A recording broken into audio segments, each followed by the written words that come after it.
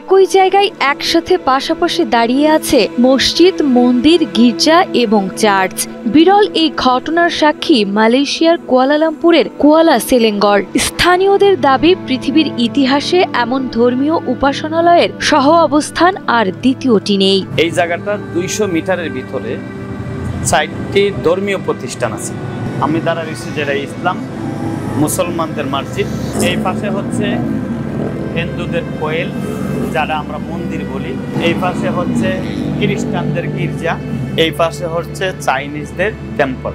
মালয়েশিয়ার কুয়ালালামপুর থেকে প্রায় 60 কিলোমিটার দূরে কুয়ালালা সেলেঙ্গরের আজক বুকিত রতান এলাকায় মাত্র 200 মিটার জায়গার ভেতরে গড়ে উঠেছে এই 4 ধর্মীয় স্থাপনা। এই এলাকার সবচেয়ে পুরনো স্থাপনা 110 বছরের ঐতিহাসিক কোয়েল মন্দির। নিখুঁত পাথর খোদাই ও মনোমুগ্ধকর কারুকার্যের জন্য এটি বিশেষভাবে পরিচিত। এর পাশেই রয়েছে প্রায় 100 বছরের পুরনো মসজিদ ও গির্জা এবং অর্ধশতবর্ষী চীনা চার্চ। এখানে 200 মিটারের ভিতরে আপনার মসজিদ, মন্দির, গির্জা এবং চাইনিজদের ধর্মীয় প্রতিষ্ঠান আছে এখানে। এই মসজিদটার এই বছর শেষ হইলে 99 বছর হবে, গির্জাটাও একই সাথে 99 বছর, আর এই মন্দিরটার বয়স হচ্ছে 110। মালাইদের কাছ থেকে শোনা মতে দীর্ঘ 100 বছরের ভিতরে কোনো ঝামেলা এখানে হয় না। মন্দির ও মসজিদ সবসময় দর্শনার্থীদের জন্য খোলা থাকে, আর গির্জা ও চার্চ নির্দিষ্ট আচার অনুষ্ঠানের সময় উন্মুক্ত হয়। দেশ বিদেশের পর্যটকরা প্রতিদিনই এই অনন্য স্থাপনা দেখতে ভিড় জমাচ্ছেন। দর্শনার্থীদের মতে বিশ্বজুড়ে ধর্মীয় সংঘাত ও অসহিংসতা বাড়লেও মালয়েশিয়া সৃষ্টি করেছে এক অনন্য নজির, যার তুলনা পৃথিবীতে আর নেই।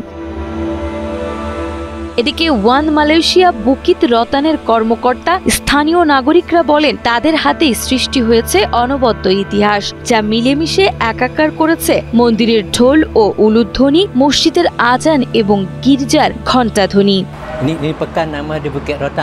এখানে মসজিদ, মন্দির, গির্জা ও চার্চ রয়েছে, এতে কোনো সমস্যা নেই। আমরা যার যার ধর্ম চর্চা করি, আমরা একে অপরের অনুষ্ঠানে নিমন্ত্রণ করি এবং স্বতঃস্ফূর্তভাবে অংশগ্রহণ করি। এভাবেই শত বছর ধরে আমাদের সাম্প্রদায়িক সম্প্রীতি অক্ষুণ্ণ আছে। এখানে সব ধর্মের মানুষই আছে, যার মধ্যে মালয়েশিয়ান, ইন্দোনেশিয়ান, ইন্ডিয়ান, চাইনিজ, তারা সবাই যার যার ধর্মের সেই ধর্ম পালন করে। এতে আমাদের কোনো সমস্যা নেই।